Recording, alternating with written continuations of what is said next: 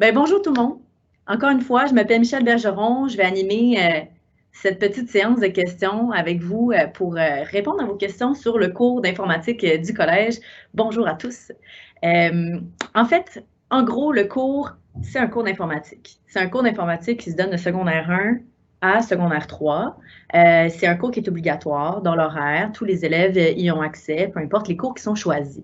En passant, si vous avez des questions pendant ma présentation, ça va me faire plaisir de répondre.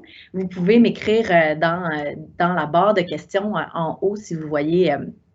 Je vais pouvoir... merci de vos commentaires. Vous m'entendez bien? Super. Justement, vous pouvez m'écrire et je vais répondre à vos questions au fur et à mesure si c'est possible. Mais en attendant, je me suis dit que, prof d'informatique, je pourrais vous faire une petite présentation. Donc, je vais essayer de diffuser quelque chose ici en direct. Le cours d'informatique au collège. En gros, c'est un cours, comme je vous l'ai dit, qui est un cours d'informatique. On se voit une fois par semaine, moi et les élèves. C'est de secondaire 1 à secondaire 3. Puisque je les vois seulement qu'une fois par semaine, il y a beaucoup de travaux qui vont se faire par projet. Donc, il y a des travaux individuels, des travaux d'équipe. J'ai beaucoup de travaux qui sont interdisciplinaires. Donc, par exemple, un travail que je ferais en collaboration avec les profs de français, les profs d'histoire, etc., etc. Pourquoi est-ce qu'on fait un cours de certique à Brébeuf? C'est très clair. On s'entend dans le monde dans lequel on vit. C'est important que nos élèves aient des cours pour savoir comment bien utiliser les outils. Donc, on veut les rendre autonomes. On veut qu'ils soient des bonnes personnes sur Internet. Et il n'y a aucune obligation obligatoire d'ordinateur et d'iPad en classe. C'est juste dans mon cours qu'il y a des cours, qu'il y a des ordinateurs. Le reste du temps, on travaille en papier-crayon. Mes grandes valeurs, l'autonomie, l'efficacité, l'intégrité.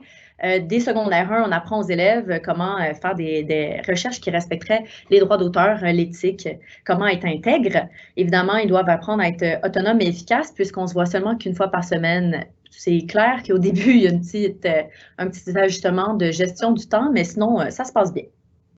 Pour ce qui est des objectifs, j'ai pris ce texte qui est tiré directement du site du collège. Donc, on veut que nos élèves deviennent efficaces en gros. Et pendant 3 ans, on va travailler pour que nos élèves apprennent à développer des compétences qui sont technologiques, mais de manière structurée. Donc, c'est pour ça qu'on offre le cours. Évidemment, on va parler de plagiat, beaucoup de travaux interdisciplinaires. On veut que l'élève devienne une bonne personne sur Internet. Donc, dès secondaire 1, on parle de citoyenneté numérique, par exemple, à travers la cyberintimidation. Et justement, ça nous amène à, mais qu'est-ce qu'on apprend concrètement? Donc, en secondaire 1, je vais leur montrer les bases, donc comment utiliser Moodle, comment utiliser Office 365. Nous, on utilise la plateforme Teams. Donc, lorsqu'il y a des cours qui sont donnés à distance, on utilise la plateforme Teams, tout le monde y a accès. On utilise également le nuage, le OneDrive pour sauvegarder nos travaux. On va faire des travaux de recherche qui sont avancés, des créations d'un dossier de presse sur la citoyenneté numérique, un Kaggle, qui est un site pour faire des réseaux de concepts qui parlent de cyberintimidation. On va faire une introduction au design, une image, des captures vidéo d'images par image qu'on appelle les stop motion, et on va beaucoup travailler dans Word. Donc, la grosse base de Word se fait en secondaire 1. En secondaire 2, on va continuer dans Word, mais on va surtout travailler dans Excel pour les aider notamment à faire leurs travaux de sciences. On fait des créations de présentations. Présentement, j'utilise notamment Prezi. On leur montre comment l'utiliser. On va utiliser Publisher, Canva. Il y a aussi du Photoshop qu'on peut utiliser avec eux. On va faire un enrichissement du vocabulaire. Il y a une prise de conscience. Donc, en secondaire 1, on apprend c'est quoi la citoyenneté numérique. Par exemple, ça serait quoi la différence entre citoyenneté numérique et la netiquette. Mais en secondaire 2, on va voir plus les défis qui sont reliés à ça. Aussi avec l'intelligence artificielle et on va faire le début de codage avec code.org. Tous les sujets que vous voyez à l'écran, l'empreinte numérique, communication en ligne, sécurité en ligne, cyberintimidation, publicité marketing et le plagiat droit d'auteur vont tous être abordés lors de secondaire 2. Déjà en secondaire 1, on va parler de cyberintimidation, de sécurité en ligne, de communication. On va leur expliquer c'est quoi une empreinte numérique. En secondaire 2, on va juste aller encore plus loin et évidemment, ça va être poursuivi en secondaire 3. Donc, en secondaire 3, on a une création d'infographie, on va faire des affiches, on finit Microsoft Office, donc c'est terminé à la fin de l'année. on a les présentations finales, c'est fini.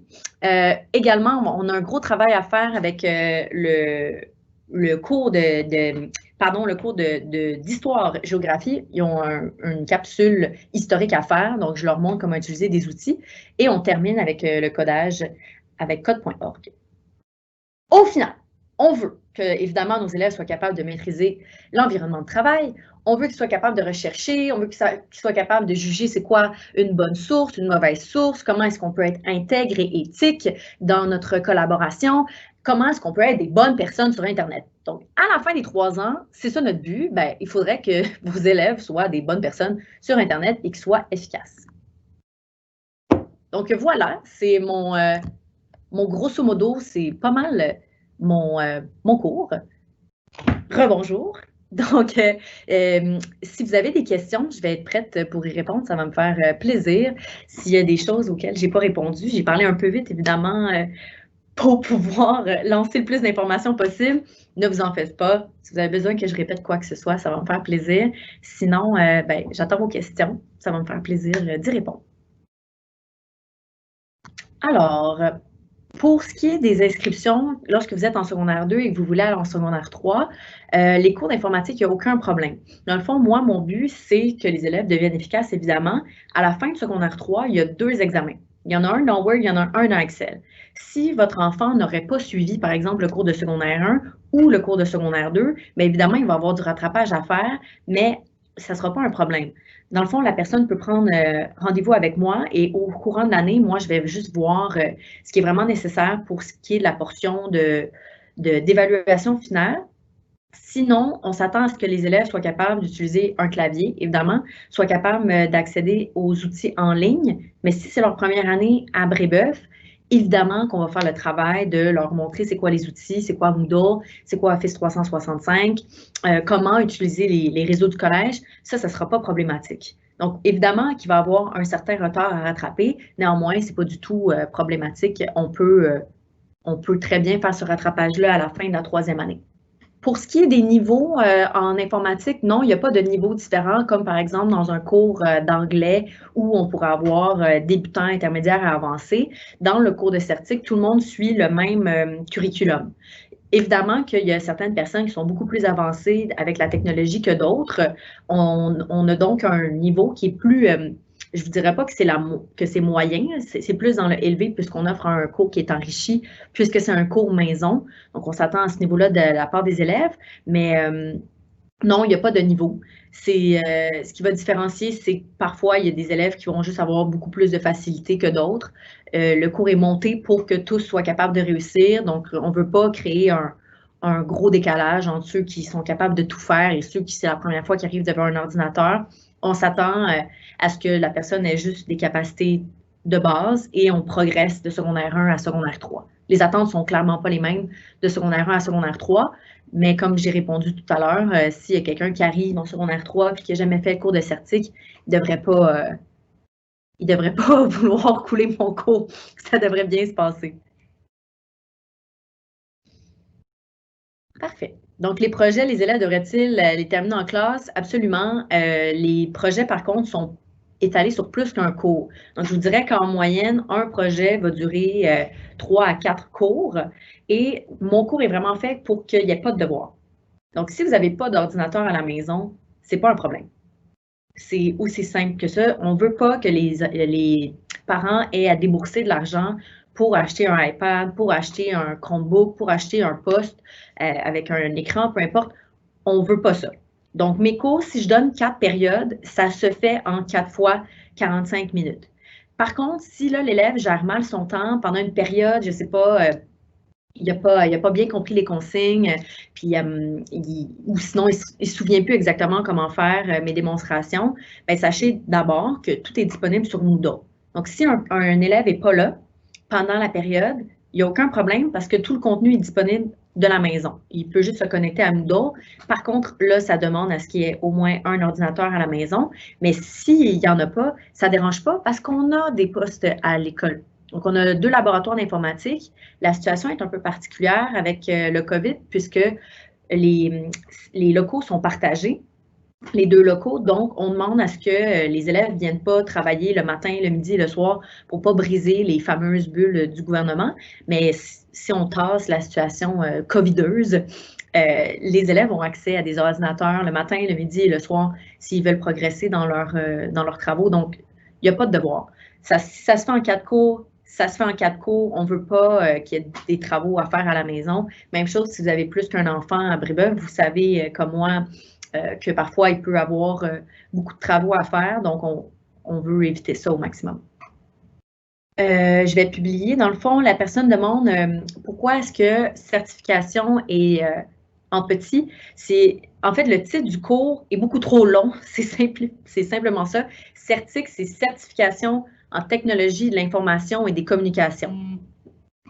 Donc, on s'entend que si j'écrivais ça dans la mini-case d'horaire, ça prendrait juste trop de place. C'est vraiment aussi simple que ça. Certic, c'est certification en technologie de l'information et des communications.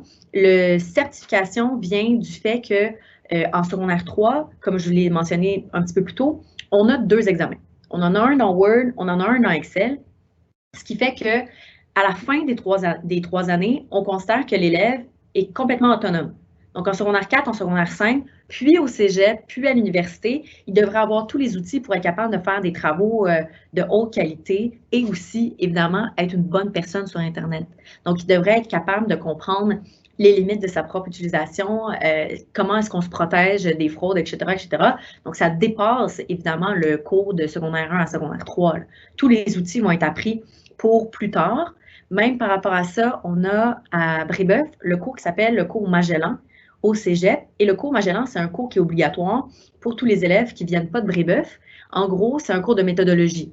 Comment chercher des sources qui sont fiables, comment faire des bibliographies, comment faire des documents en traitement de texte qui proposent qui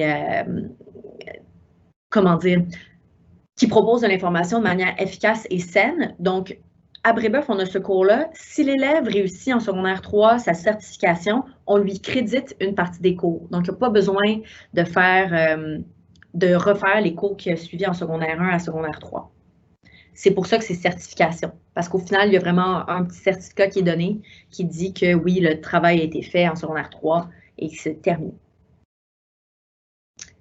J'avais publié cette question. Magnifique. On me demande si les élèves ont besoin d'un ordinateur ou d'une tablette. Non, absolument pas. Donc, à Brébeuf, ça dépasse un peu le contenu de mon cours, mais je tiens vraiment à le dire. À Brébeuf, on travaille en papier-crayon.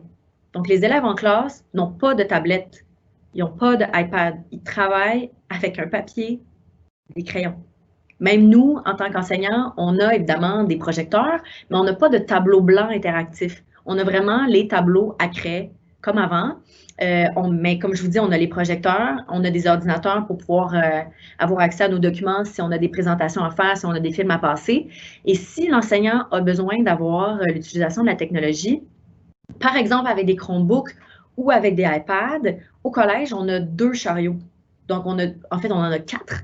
Donc, il y a 4 chariots partout dans l'école, mais il y a 2 chariots d'iPad, 2 chariots de Chromebook. Donc, si l'enseignant a besoin d'avoir l'utilisation de la technologie en classe et ne veut pas nécessairement louer le laboratoire d'informatique pour la période, parce qu'il faut réserver les plages pour pas que tous les enseignants se ramassent avec leur classe en même temps dans le laboratoire, bien, on a cet outil-là. On a la possibilité, les enseignants peuvent choisir d'utiliser l'informatique. Par contre, ça va être ponctuel, ça va être au besoin seulement. Donc, on ne veut pas forcer les enseignants ni les parents à acheter des tablettes et forcer l'utilisation pour rentabiliser le produit. On travaille papier-crayon. Si on en a besoin, on en a à l'école. Vous n'avez pas besoin de rien acheter. Pour ce qui est de tape-touche, quelqu'un me demande taper vite. Donc, l'utilisation du tape-touche, donc taper sans regarder son écran rapidement, il n'y aura pas de section qui va être spécifiquement pour ça. Donc, dans un cours, je me verrais très mal dire à un élève, ben, pendant la période, tape. Donc, évidemment, il va apprendre à taper rapidement, mais juste parce qu'on lui demande de créer des textes, avec Word notamment. Donc, il va être obligé de taper, il va être obligé de faire son texte rapidement pour que ça soit efficace, mais oui, les élèves ont des comptes tape-touche, ils vont les utiliser lorsque le travail est fini. Donc, si, par exemple, moi, je finis mon travail, il me reste 15 minutes à ma période, mais au lieu d'aller sur un site Internet et de perdre mon temps, on demande aux élèves de faire soit du codage ou du tape-touche. Donc là, l'élève peut aller sur le site de tape-touche, va s'exercer, mais on ne va pas donner de 45 minutes juste pour dire à l'élève « tape sur ton clavier ». Encore une fois, je pense que ça viendrait vraiment jouer avec ceux qui tapent rapidement à la maison parce qu'ils ont accès à une tablette ou à un ordinateur, alors que d'autres en ont juste pas. Puis la pédagogie de taper vite, selon moi, est moindre par rapport au but de mon cours, qui n'est pas juste de taper vite, en fait. Donc, ça va être inclus dans le reste des projets, mais il n'y aura pas de projet apprendre à taper vite. Pour ce qui est des langages de programmation, non, il n'y aura pas de langage, il n'y aura pas de script, il n'y aura pas de Java ou quoi que ce soit. En fait, d'après mes études, je me suis basée sur des études récentes pour faire ce choix-là. L'utilisation d'un langage peut être réfractaire pour un enfant parce que non seulement il faut qu'il apprenne comment coder, donc la logique du codage, mais aussi il faut qu'il apprenne un langage. Donc, il faut qu'il apprenne à communiquer ce qu'il veut écrire en codant. Et en 45 minutes, on s'entend, je les vois une fois par semaine. Je ne peux pas passer toute mon année juste à leur apprendre à coder. Par contre, si vous aimez vraiment le codage et que vous voulez que votre enfant apprenne à coder de manière efficace et autonome, on offre des cours de codage au collège. On offre aussi des cours de robotique, mais ça, c'est hors curriculum. Donc, ce n'est pas obligatoire. Dans le cadre de mon cours, moi, j'utilise des blocs qui sont préprogrammés. En secondaire 1, 2 et 3, on utilise code.org, mais au primaire, ça se peut que votre enfant ait déjà utilisé Scratch ou Swift. Swift, c'est avec la tablette. Scratch, c'est avec tous les autres PC de ce monde. C'est une plateforme qui est web. Donc, ça se peut que votre enfant ait déjà travaillé là-dessus. On fait la même chose. Donc, on apprend la logique du codage. On leur demande de programmer des petites applications à la fin de secondaire 3, par exemple, mais ils n'ont pas à apprendre la langue qui est associée au programme. Ça aussi, ça leur donne la liberté par la suite de faire un choix. S'ils veulent apprendre comment coder vraiment avec Python, par exemple, bien, ils vont comprendre déjà la logique du codage, ils vont savoir quoi faire, il va seulement leur rester à maîtriser les points-virgules, ouvrir une parenthèse, fermer la parenthèse. Donc, on enlève ça de notre curriculum pour faciliter l'apprentissage de l'apprentissage profond. On veut qu'ils apprennent comment l'intelligence artificielle fonctionne notamment. Je pense que j'ai bien répondu à la question de coding en parascolaire. Oui, il y a des cours de programmation en parascolaire. Il y a des cours de robotique également. On fait des hackathons chaque année. Donc, oui, il y a ça au collège. C'est juste pas dans le cadre du cours de certique. Pour les plateformes des devoirs, un parent me dit qu'il y a plusieurs plateformes. En fait, il n'y a pas tant de plateformes que ça. On a Moodle. Donc, sur Moodle, c'est la plateforme qu'on va utiliser pour déposer des travaux, pour proposer des lectures, pour aller voir des vidéos. Donc, s'il y a du travail qui est donné, ça va être avec Moodle. Et lorsqu'on utilise Teams, c'est pour avoir des interactions en live, donc en direct. On ne va pas demander à un élève de déposer un travail sur Teams. On va lui demander de le déposer sur Moodle. Même chose pour l'enseignant, il va prioriser Moodle pour déposer ses travaux. Donc, je pourrais donner un cours en mathématiques, par exemple, où je dirais, bon, bien, messieurs, aujourd'hui, on va se référer à la page 6 du document chapitre 3, les nombres irrationnels. Je vous demande d'aller le chercher. L'élève irait chercher sur Moodle le document, pourrait remplir la section, prendre en photo ses démarches, par exemple, et les déposer dans une boîte de dépôt sur Moodle. Teams servirait juste à faire qu'est-ce que vous et moi on fait présentement, c'est-à-dire d'échanger, de clavarder en instantané. Il n'y aura pas de dépôt de documents sur la plateforme. La raison pour laquelle on utilise Teams, contrairement à une autre plateforme, c'est que l'école paye déjà pour avoir la suite Office 365 pour tous les élèves. Donc, les élèves n'ont pas besoin d'acheter Word, ils n'ont pas besoin d'acheter Excel, peu importe. Ça, c'est le collège qui paye pour. En fait, c'est dans vos frais d'adhésion. Donc, puisque vous payez ça pour vos 5 années, bien, tant qu'à, on s'est dit que c'était une meilleure idée de rentabiliser votre propre achat. Donc, on utilise la plateforme qui est Teams pour faire la communication directe avec les élèves, mais Teams a beaucoup de limites par rapport au partage de documents, de création de groupes. Ça devient très, très lourd. Donc, c'est pour ça qu'on a gardé la plateforme Moodle l'année passée et qu'on continue en fait à l'utiliser chaque année. Moodle existe depuis bien avant COVID.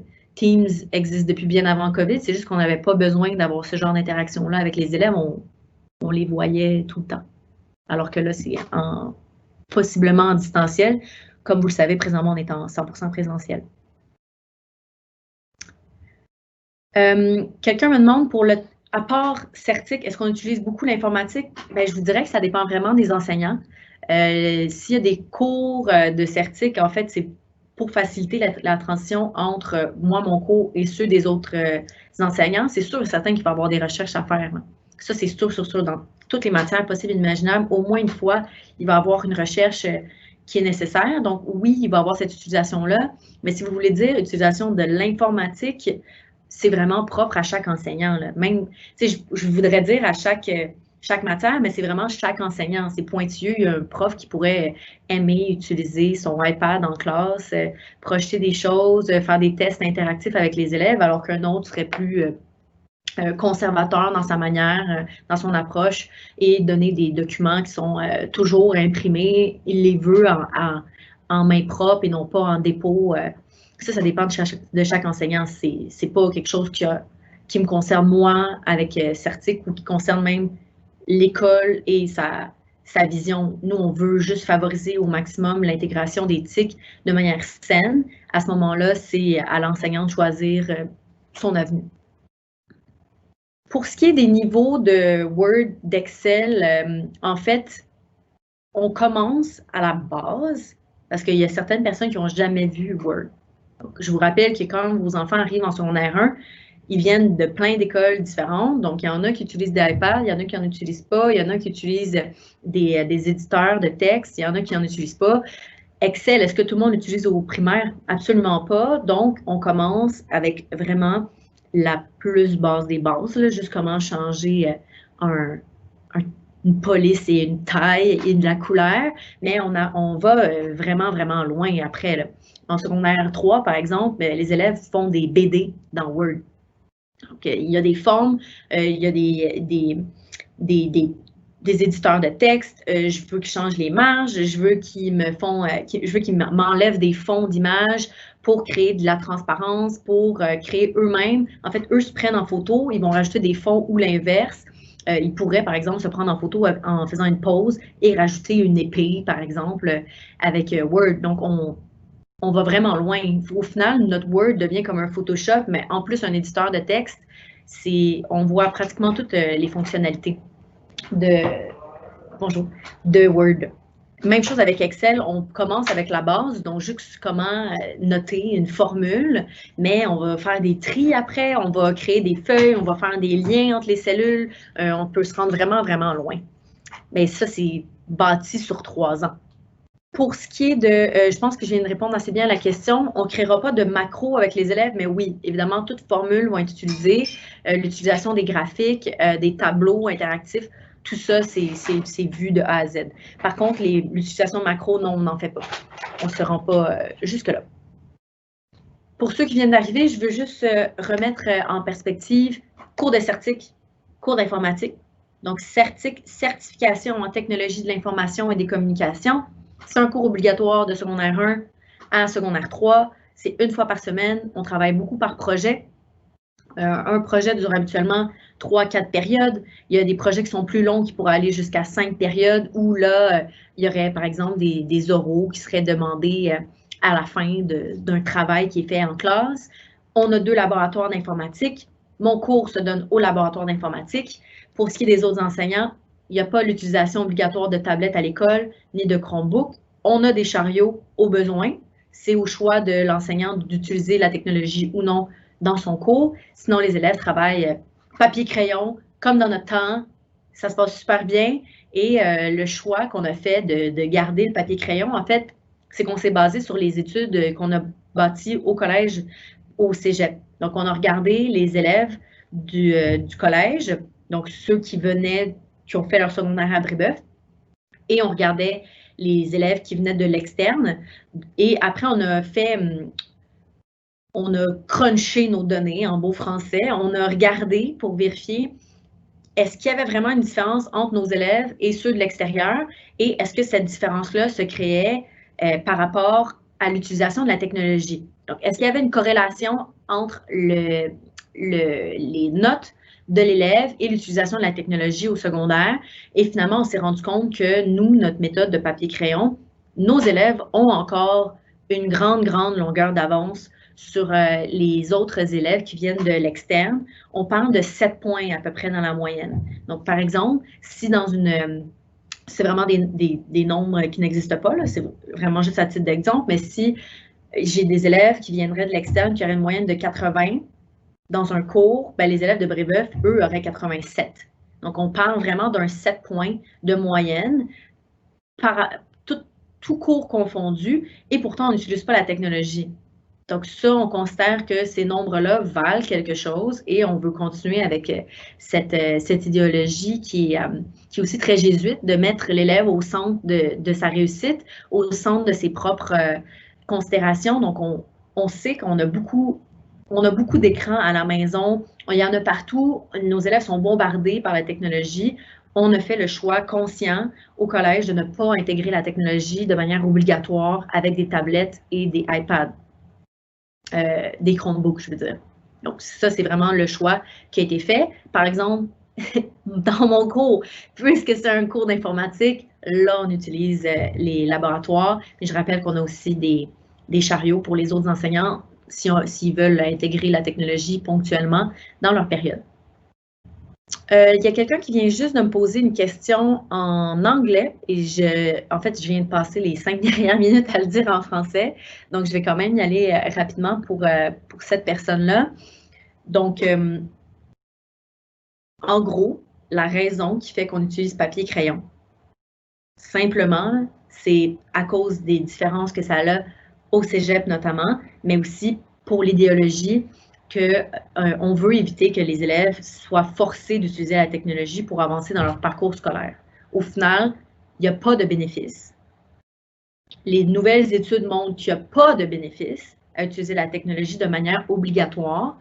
Donc, c'est pour ça qu'à Brébeuf, on a choisi de continuer avec la bonne vieille méthode de papier-crayon, parce que premièrement, c'est éprouvé que nos élèves réussissent encore mieux, même s'ils n'ont pas de technologie. Et aussi, toutes les études actuelles montrent qu'il n'y a pas de bénéfice direct, à part pour ce qui est des coûts du sac à dos, la lourdeur du sac à dos. Si nous l'avons fait tous, avoir un sac à dos et le remplir de notes et de papier, ça se fait très, très bien. Donc, on continue avec cette idéologie-là. Je sais que ça n'a pas nécessairement rapport avec mon cours, mais ça y touche quand même, puisque c'est moi qui forme les élèves à l'utilisation des outils du collège. Mais sachez que si l'école avait allé en distanciel, nos élèves vont être capables de travailler tout le temps, là. Donc, ils vont avoir les outils. Par contre, s'il y a du travail à faire en distanciel, ça va être important qu'il y ait accès à un ordinateur, en fait, pour le temps de la pandémie, puisque nécessairement, ben, il va y avoir des travaux qui sont donnés pour à faire à la maison.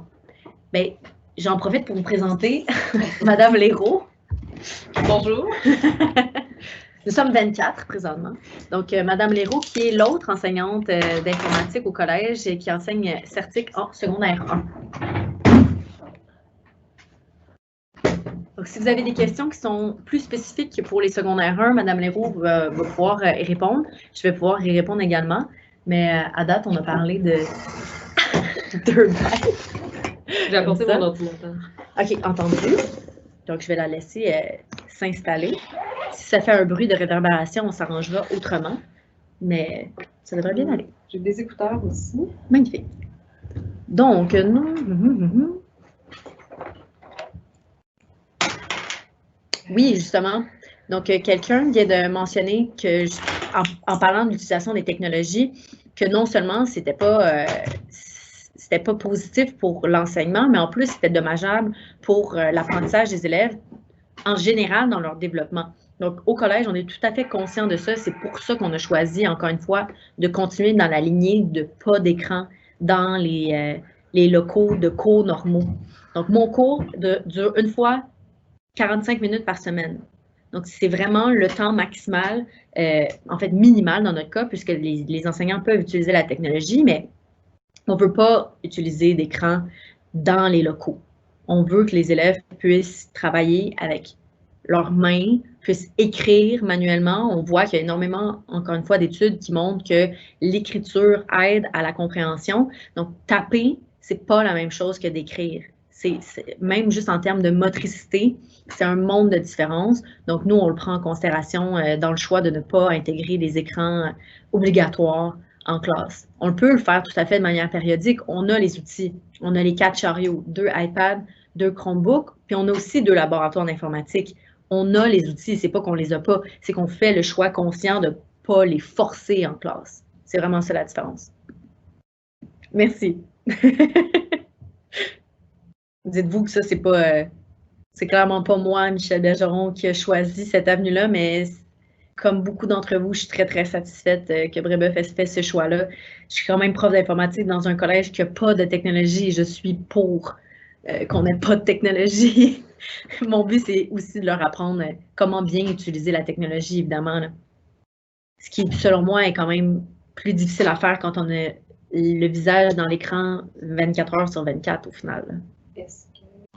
Je suis tout à fait d'accord que c'est une force de Brébeuf. Il n'y a plus beaucoup d'écoles qui ont cette avenue-là, mais nous, on continue, on persévère dans cette lignée à cause des résultats et à cause des études. Donc, c'est pas juste parce que ça ne nous tente pas. Là. On se base vraiment sur des vraies données. Excellente question.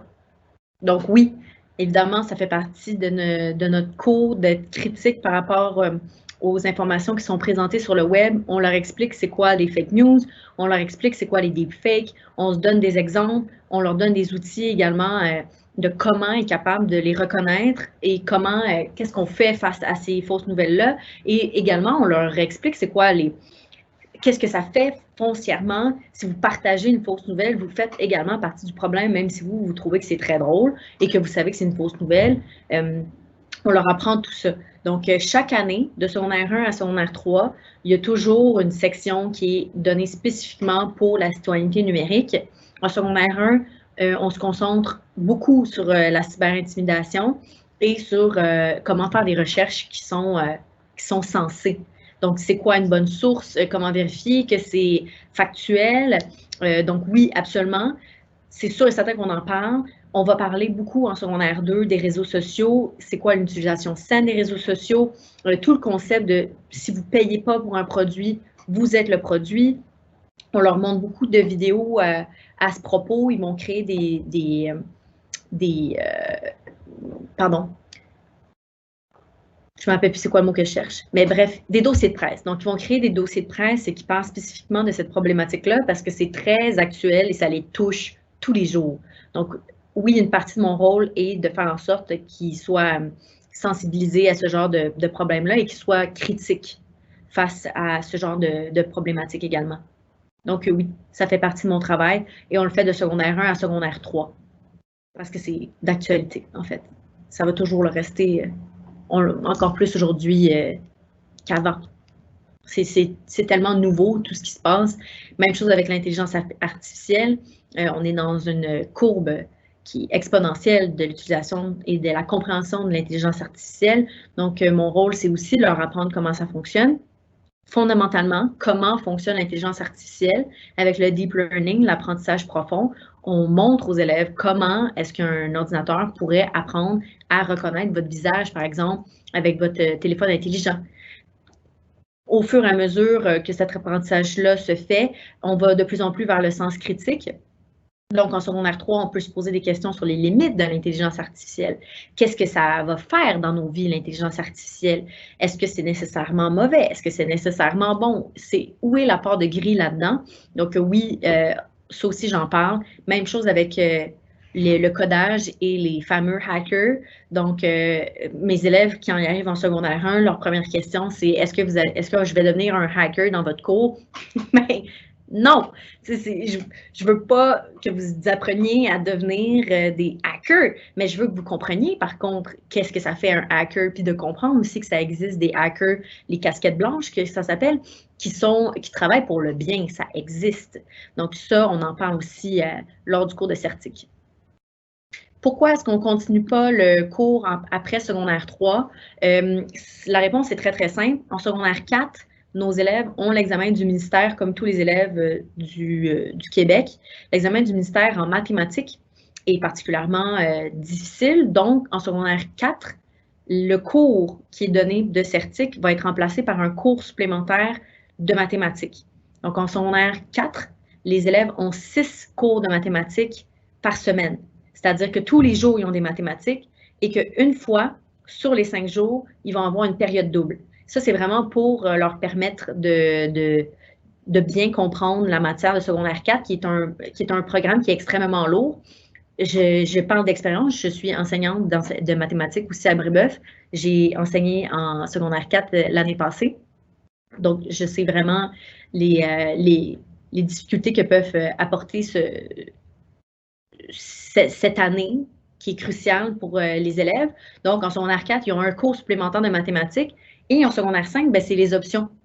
Donc, c'est eux qui vont choisir s'ils veulent aller en sciences pures, donc avoir des cours de sciences, ou aller plus vers des sciences humaines. Donc, il va avoir des cours d'histoire et d'économie, par exemple. Donc, le cours de Certic est remplacé par les cours à options. C'est pour ça que ça finit en secondaire 3, parce que comme vous, moi, je considère que ça serait positif que ce soit de secondaire 1 à secondaire 5, mais le processus... La charge de travail est plus grande aussi au deuxième cycle. Oui, exactement. La charge de travail qui est demandée aux élèves, la période de Certic, elle est prise par un cours qui nécessite cette période-là. Donc, c'est pour ça qu'il y a le changement. Mais la certification en tant que telle se fait à la fin de secondaire 3. Tous les outils qui sont appris de secondaire 1 à secondaire 3 vont être évidemment utilisés jusqu'en secondaire 5. Ça, c'est aucunement... Et plus encore. Oui, absolument. Exact. Université, comment être une bonne personne sur Internet, ça n'arrête pas en secondaire 5. Donc, notre but, c'est qu'il y ait ces outils-là et que ça puisse être poursuivi encore et encore. Oui, on parle de l'éthique de l'intelligence artificielle. On le fait en secondaire 2 et on le fait en secondaire 3. En secondaire 1, on se concentre plus sur la citoyenneté numérique, sur la netiquette également, parce qu'on est conscient que même si les élèves utilisent la technologie dans leur vie de tous les jours, ils ne savent pas nécessairement utiliser les codes éthiques qui sont propres à chaque comment dire, à chaque discipline. Donc, au collège, évidemment qu'on passe un certain temps à leur apprendre la netiquette, la citoyenneté numérique, ce qui est attendu d'eux à Brébeuf, mais aussi en tant que citoyens numériques, ils sont très actifs en tant que citoyens numériques. Donc, nous, oui, on veut vraiment les sensibiliser à ça. Donc, oui, on parle d'éthique, de l'intelligence artificielle. On ne veut pas les traumatiser, mais on veut qu'ils connaissent les limites, on veut qu'ils connaissent les problématiques, on veut qu'ils connaissent le pour et le contre pour qu'eux-mêmes puissent faire des choix éclairés par la suite. On ne veut pas leur donner la réponse pré-mâchée dans la bouche. On veut qu'eux-mêmes fassent ce travail-là. Profitez-en dans le dernier 15 minutes s'il y a des choses, si vous venez d'arriver puis il y a des questions que vous avez, sentez-vous bien à l'aise. Ça va nous faire plaisir de répéter quoi que ce soit qui aurait été mal compris ou que vous aimeriez qu'on développe davantage. Ça va nous faire plaisir de le faire. Pour les nouvelles personnes qui arrivent, il nous reste 15 minutes. Est-ce que tu voulais ajouter quelque chose sur le cours de secondaire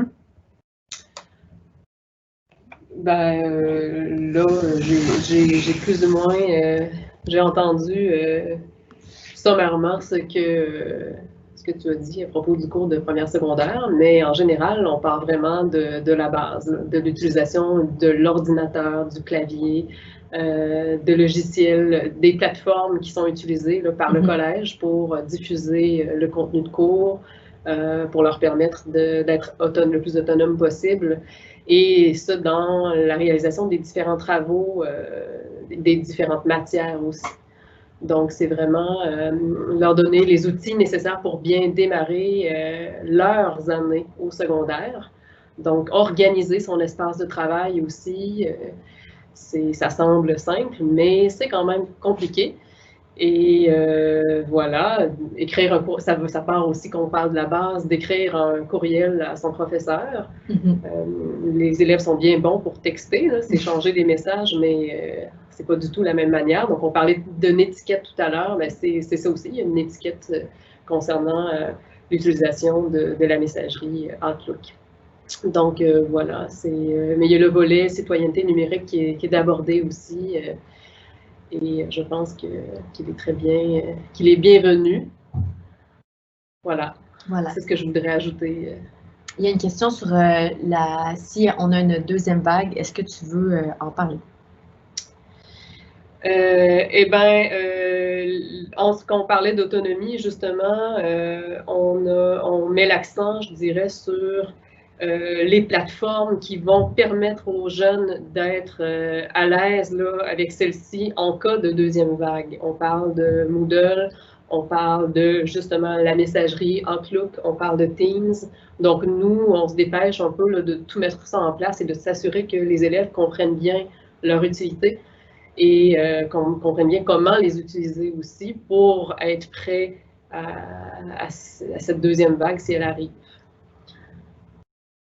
Tout à fait. C'est ça. Et puis l'avantage de notre matière, c'est que elle se fait à distance aussi. Donc, exact. C'est pas comme les arts plastiques. Ça se fait, oui. C'est un défi, je dirais, un peu plus grand. Voilà.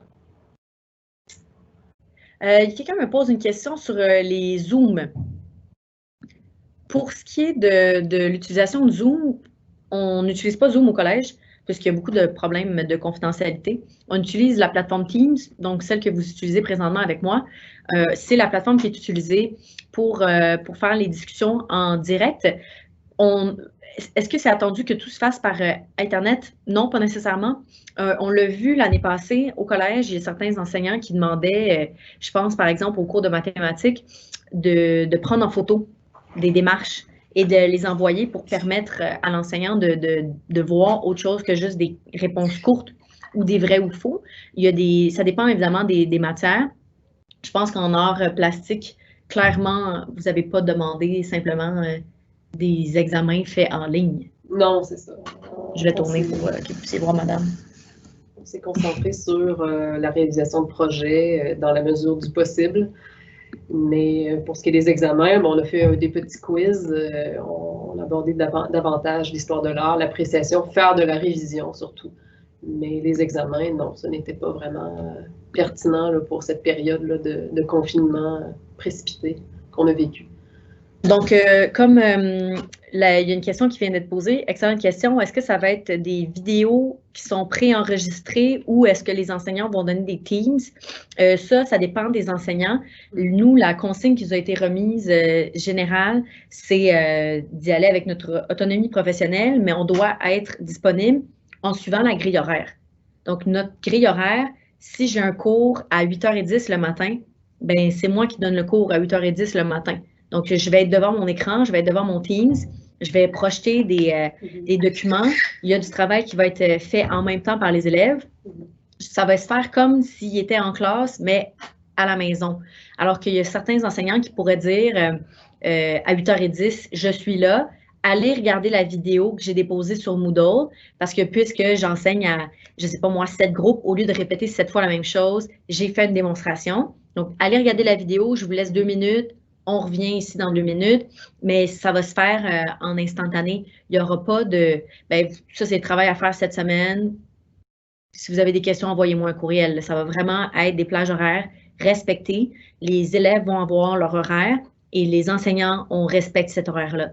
Parce qu'on est conscient de l'importance de préserver les liens avec les élèves en confinement particulièrement. Donc, on est conscient de cette difficulté-là, mais c'est à la discrétion du professeur de déterminer les balises, les manières de diffuser le contenu. Parfois, la capsule vidéo peut être plus pertinente selon la matière, si justement c'est une démonstration et que ce professeur-là a un nombre élevé d'élèves, de groupes. Oui, lors des laboratoires en sciences notamment. Mais il peut y avoir un volet, une partie de cours qui est en mode synchrone, c'est-à-dire en direct. Question aussi de prendre le pouls et voilà, que le lien soit peut-être un peu plus solide. Oui, absolument. Ouais. Pour créer justement ce lien d'appartenance-là qu'on sait qu'il est tellement difficile de garder lors des cours à distance. C'est sûr que si on se présente devant notre ordinateur tout noir de 8h10 à 3h30, c'est vraiment démotivant. Donc, on a à cœur ce problème-là. Donc, c'est pour ça qu'on va vraiment respecter la grille horaire. Pour ce qui est de l'utilisation du Wi-Fi, les élèves ont accès au Wi-Fi de l'école à l'extérieur du bâtiment, à l'intérieur du bâtiment. L'année passée, on a essayé de faire quelque chose de nouveau. On avait des journées sans cellulaire. Donc, une fois par mois à peu près, on avait une journée qui était consacrée à avoir jamais son téléphone. Les élèves n'ont jamais leur téléphone cellulaire sur les locaux, sur les niveaux ou en classe. Donc ça, c'est déjà clair. L'utilisation du cellulaire en classe est complètement interdite, même sur les niveaux. Donc, même si l'élève est dans le corridor, il n'a pas le droit d'avoir son téléphone en classe. Sur lui, le seul endroit où il peut l'avoir, c'est dans les locaux de récréation et dans la cafétéria sur l'heure du midi. Mais pour limiter cette utilisation-là, évidemment, nous, on en parle dans nos cours, mais on a aussi les journées qui sont dédiées au non-usage du téléphone cellulaire pour sensibiliser les élèves à faire autre chose que d'être sur leur téléphone cellulaire pendant leur pause. Mais oui, sinon, ils ont accès au Wi-Fi. Pour ce qui est des cours des élèves qui ne sont pas là pour cause de coronavirus, ça, sur Teams, dans les documents, il y a toute une section qui répond à ce genre de questions-là sur le coronavirus avec les cours enregistrés. Donc, il y a un protocole qui est à suivre si l'élève est en retrait préventif, si l'élève est en congé de maladie parce qu'il est vraiment, vraiment malade. Tout ça, ça dépend vraiment de chaque cas. Donc, je vous invite à aller voir le document qui parle du coronavirus parce que je ne pense pas que présentement, moi, dans mon cours de certique, je puisse vous dire grand-chose de général. Je peux par contre vous dire que dans mon cours de certique, tout le contenu de mes cours est sur Moodle, mais ça, c'était déjà le cas avant la pandémie. Donc, je peux répondre pour moi, mais je ne vais pas répondre au nom de mes autres collègues parce que c'est pas propre à nous et notre enseignement, c'est les décisions de la santé publique et de la direction. Donc, comme je vous l'ai mentionné, je vous invite à aller voir le document. Mais ça a été clairement établi par le ministère et la santé publique que l'élève a le droit de recevoir un enseignement là, en bonne et due forme s'il est en attente de résultats pour la COVID ou s'il a la COVID. Là, nous, on est tenu de lui donner l'enseignement qu'il doit recevoir. Absolument. Absolument. C'est ça. Ça, c'est comme Mme Leroux vient de le mentionner, c'est vraiment pas par rapport à un choix d'enseignant. C'est une loi. Les élèves ont le droit à cette éducation-là. Donc, nous, à ce moment-là, il faut mettre les outils nécessaires pour que l'élève puisse avoir accès à son enseignement, même s'il est à la maison. Donc, ça, il ne faut pas s'inquiéter pour ça. Là. Mais ça ne serait pas le choix personnel de l'enseignant. C'est quelque chose qui nous dépasse largement. On me demande, le Wi-Fi est à l'extérieur jusqu'à quel endroit? Si les élèves n'ont pas le droit de rester à l'école suite à la fin des cours à cause de la situation actuelle du coronavirus, si l'élève doit vous contacter par Wi-Fi, est-ce qu'il va avoir accès au Wi-Fi? Oui. Donc, s'il est à l'extérieur du collège, j'ai jamais fait le test avec mon propre téléphone cellulaire, mais je peux vous dire que tout le terrain du collège, même à l'extérieur, le Wi-Fi est parfaitement utilisable pour les élèves. Ils l'ont amélioré, bonifié tout récemment, là, si je me fie à mes contacts. Donc oui, c'est ça, justement, pour éviter toutes ces problématiques-là. Si l'élève est dehors, il est au coin de la rue, il attend l'autobus, l'arrêt d'autobus est au coin du terrain, donc oui. Il n'empêche que personne n'est à l'abri de problèmes techniques. Absolument. Nous sommes près de Sainte-Justine, du HEC, l'Université de Montréal. Nous sommes tous très connectés en ce moment, donc ça arrive. Des bugs techniques, mais c'est la vie. Oui, c'est ça. On fait avec. Il n'y a pas de problème. Mais oui, sinon... on est bien branchés. Tout est beau. Les élèves ont accès au Wi-Fi, il ne devrait pas avoir de problème. Mais je vous remercie tout le monde. On a réussi! On a passé à travers. Donc, je vous dis merci beaucoup. Au plaisir. Au plaisir. On a hâte de vous rencontrer en personne. C'est quand même plus le fun que comme ça. Mais merci de votre écoute. On a été très contente de pouvoir vous parler. Je vous souhaite toute plein de douceur. Et la santé à tous. Surtout. Et pas de deuxième vague. On n'en veut pas! Non. Bye bye tout le monde. Au revoir.